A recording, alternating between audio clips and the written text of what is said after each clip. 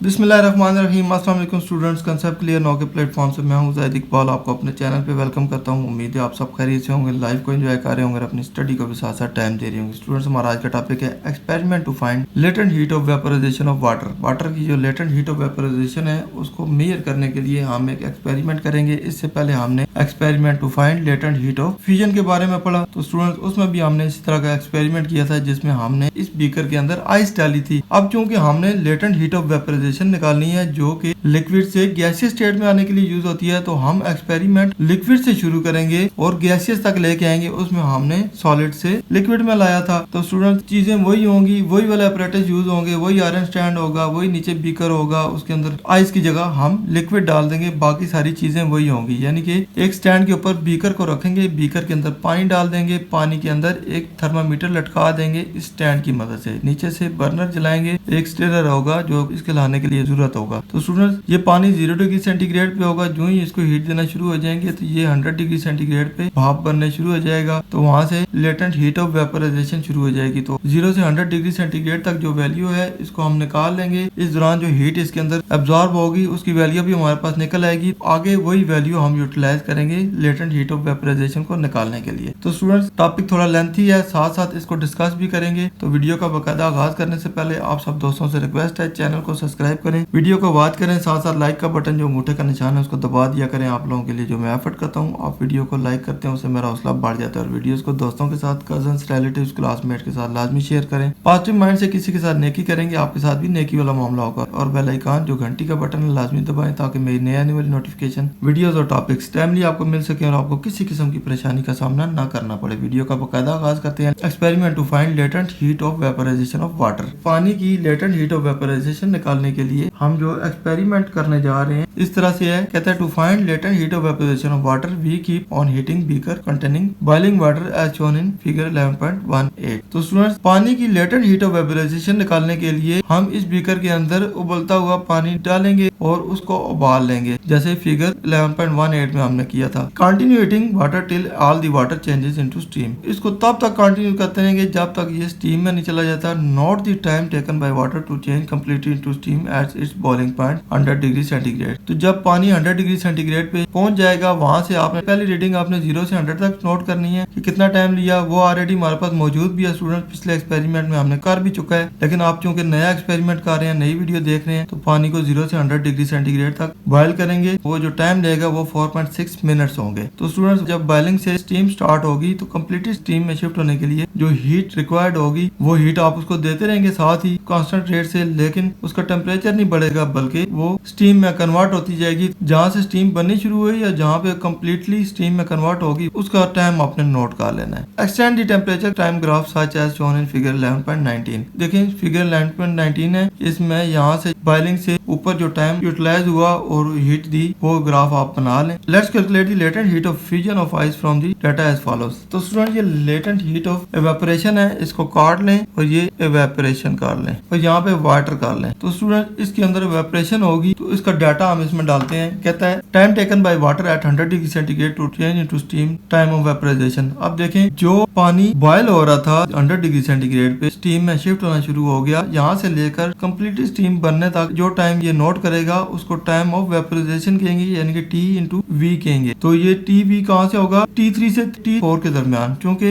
T3 तक temperature हमने 100 degree centigrade तक पिछले एक्सपेरिमेंट में मेजर कर लिया था। अब चूंकि T3 से T4 की तरफ जा रहे हैं, यानी कि बॉइलिंग पॉइंट से स्टार्ट होके टोटल वेपराइजेशन तक टाइम निकाल रहे हैं, तो ये T4 माइनस T3 हो जाएगा। यानी कि T3 पे लेट्स सपोज ये बॉयल होना शुरू हुआ है तो T4 पे बकायदा ये गैसियस स्टेट में आ चुका था, स्टीम में आ चुका था। तो ये टाइम हमारा T3 से T4 होगा, यानी कि T4 से T3 निकाल लेंगे तो आपके पास TV निकल आएगा, यानी कि टाइम ऑफ वेपराइजेशन निकल आएगा। तो आपने अगर पिछली वीडियो में देखी हो तो हमने लेटेंट हीट ऑफ फ्यूजन निकाली थी और हम टाइम T3 तक लेके गए थे। अब हम T3 से ऑनवर्ड जा रहे हैं, उसी एक्सपेरिमेंट को आगे लेके चल रहे हैं। तो ये कितना टाइम होगा, 24.4 मिनट्स होगा। यानी कि पानी से गैसीय स्टेट में आने में जो फेज शिफ्ट होगा उस दौरान जो टाइम टेकन होगा वो 24.4 मिनट्स होगा। ये टाइम हम नोट कर लेंगे। In experiment to find latent heat of fusion LF we have calculated the rate of absorption of heat by water. तो student latent heat of fusion हमने निकाली थी, उसमें हमने rate of absorption of water निकाला था डेल्टा क्यू ओवर TR। ये पिछले एक्सपेरिमेंट में हमने वैल्यू निकाल ली थी, इसको भी यहीं पे हम यूटिलाइज करेंगे। Total heat absorb during vaporization of water is equal to, अब चूंकि वाटर के अंदर जो टोटल हीट होगी वो कितनी होगी, चूंकि वहां पे ये वैल्यू भी हो रही होगी, साथ टाइम भी यूटिलाइज होगा। तो rate of absorption of heat into total time of vaporization, यानी कि इस दौरान हीट एब्जॉर्ब भी हो रही है साथ वेपराइजेशन भी हो रही है। तो delta Q V is equal to delta Q over TR into TV। तो students delta Q over TR into TV यानी कि इसका टाइम भी साथ लगा लेंगे, तो डेल्टा क्यू इंटू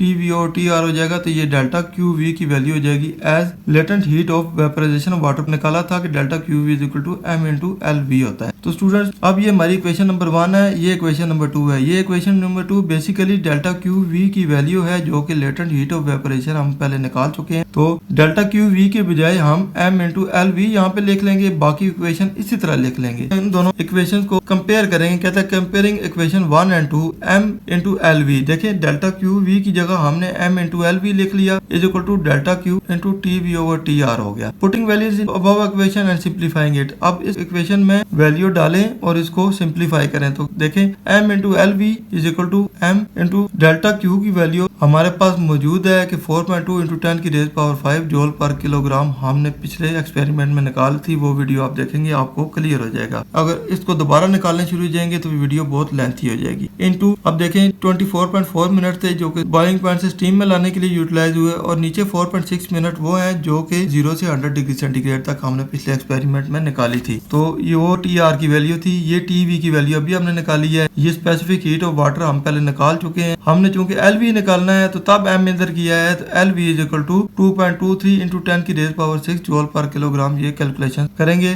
तो हमारे पास आंसर आ जाएगा जो कि इसकी actual latent heat of vaporization के बहुत क्लोज है, जो कि 2.26 इंटू 10 की रेज पावर 6 जूल पर किलोग्राम है, हमने पहले पढ़ा। कहता है the latent heat of vaporisation of water found by the above experiment is 2.23 into 10 की रेज पावर 6 जूल पर kilogram, while its actual value is 2.26 into 10 की रेज पावर 6 जूल पर किलोग्राम। अभी हमने जो एक्सपेरिमेंट की मदद से इसकी वैल्यू निकाली वो 2.23 इंटू 10 की रेज पावर 6 जूल पर किलोग्राम है, लेकिन इसकी जो एक्चुअल वैल्यू है वो 2.26 इंटू 10 की रेज पावर 6 जूल पर किलोग्राम है। तो स्टूडेंट ये माइनर सा डिफरेंस है, इतना कैलकुलेशन में आ जाता है। कहता है from this two experiments we outline the following general procedural steps for calculating latent heat of fusion and vaporization. तो स्टूडेंट्स हमने जो एक्सपेरिमेंट किए लेटेंट हीट ऑफ फ्यूजन को निकालने के लिए और अभी जो लेटेंट हीट ऑफ वेपराइजेशन को निकालने के लिए, इनमें हमने किया क्या। कहता है take the solid and its melting point in a beaker and heat it at uniform rate. एक सॉलिड लिया, उसको बीकर के अंदर डाला और उसके मेल्टिंग पॉइंट तक इसको uniform heat the. Note the following time taken by the substance. तो यहाँ पे हमने जो सब्सटेंस ने टाइम टेकन किया था, टाइम लिया था, वो हमने नोट किया जो कि 3.7 मिनट्स थे। तो कहता है time in which completely ice melt without any change in temperature at melting point fusion process. तो ये वो टाइम था जो कि आइस से लिक्विड फॉर्म तक आने के लिए उसने यूटिलाइज किया और उस दौरान उसको हीट देते रहे, इसमें इसका टेम्परेचर नहीं बढ़ा। कहता है time in which is temperature rises from melting point two boiling point. Next हमने जो वैल्यू निकाली वो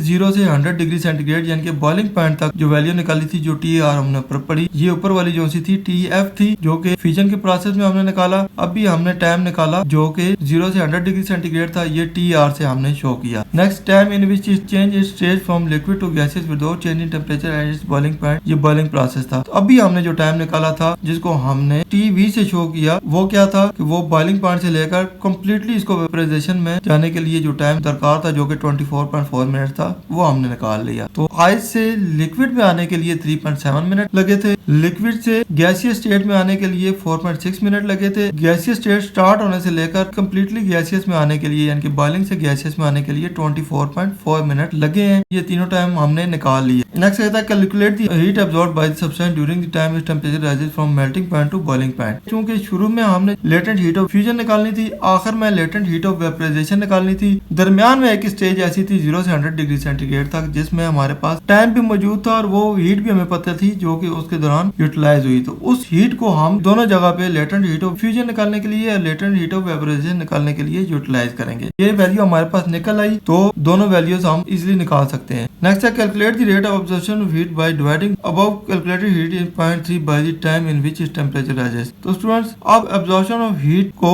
तीनों पॉइंट के हिसाब से हमने निकाल लिया, फ्यूजन की भी निकाल ली, वेपोराइजेशन की भी निकाल ली। तो चूंकि तीन जगह पे हीट यूटिलाइज हुई, एक लेटेंट हीट ऑफ वेपोराइजेशन थी, एक लेटेंट हीट ऑफ फ्यूजन थी और एक दरमियान में 0 से 100 डिग्री सेंटीग्रेड तक था। तीनों में हीट यूटिलाइज हुई तो ये rate of absorption of heat क्या होगा, total energy by total time होगा। ये हमारी इक्वेशन फाइनल निकल आएगी। तो इसमें हमने क्या निकाला, इन तीनों स्टेप्स में जो हीट एब्जॉर्ब हुई वो delta Q over T R के बराबर ही थी, यानी कि सॉलिड से लिक्विड में आने तक, फिर लिक्विड से बॉइलिंग पॉइंट तक जाने के लिए यानी कि 0 से 100 डिग्री सेंटीग्रेड तक, फिर बॉइलिंग से गैसियस स्टेट में जाने के लिए 100 से 100 डिग्री सेंटीग्रेड तक। तीनों में जो हीट एब्जॉर्ब हुई बेसिकली 0 से 100 डिग्री सेंटीग्रेड तक जो हमारे पास कैलकुलेटेड थी वो तीनों बराबर थी। कहता है to calculate the latent heat of fusion of substance multiply this rate of absorption of heat with time in which completely melt without any change in temperature at melting point. तो इसकी हमने जो लेटेंट हीट ऑफ फ्यूजन निकाली, इसी value को उस time के साथ मल्टीप्लाई कर दिया जो कि उसने 3.7 मिनट लिए थे सॉलिड से लिक्विड में आने के लिए। उसी तरह लेटेंट हीट ऑफ वेपोराइजेशन हमने निकाली, इसी वैल्यू को हमने मल्टीप्लाई बाय 24.4 मिनट्स किया क्योंकि वो टाइम था जो कि लेटेंट हीट ऑफ वेपोराइजेशन में यूज हो रहा था, यानी कि बॉइलिंग पॉइंट से लेकर कंप्लीटली गैसियस स्टेट में आने के लिए। कहता है to calculate rate of vaporization of substance multiply this ratio of observation of heat with time in which it changes in state from liquid to gas without changing its temperature and its boiling point. तो ये वो heat थी जो हमने निकाली जिसको latent heat of vaporisation कहते हैं। उसमें यही वाली वैल्यू डाली मल्टीप्लाई बाय वो टाइम डाला जो कि 24.4 मिनट था, तो उसको भी हमने निकाल लिया। तो बेसिकली ये वो वैल्यू है जो कि हमने 0 से 100 डिग्री सेंटीग्रेड तक कैलकुलेट कर ली थी एक्सपेरिमेंट नंबर 1 में, और इसी को दोनों की वैल्यू निकालने के लिए हमने यूटिलाइज किया। तो स्टूडेंट्स इसके साथ आप पिछली video latent heat of fusion भी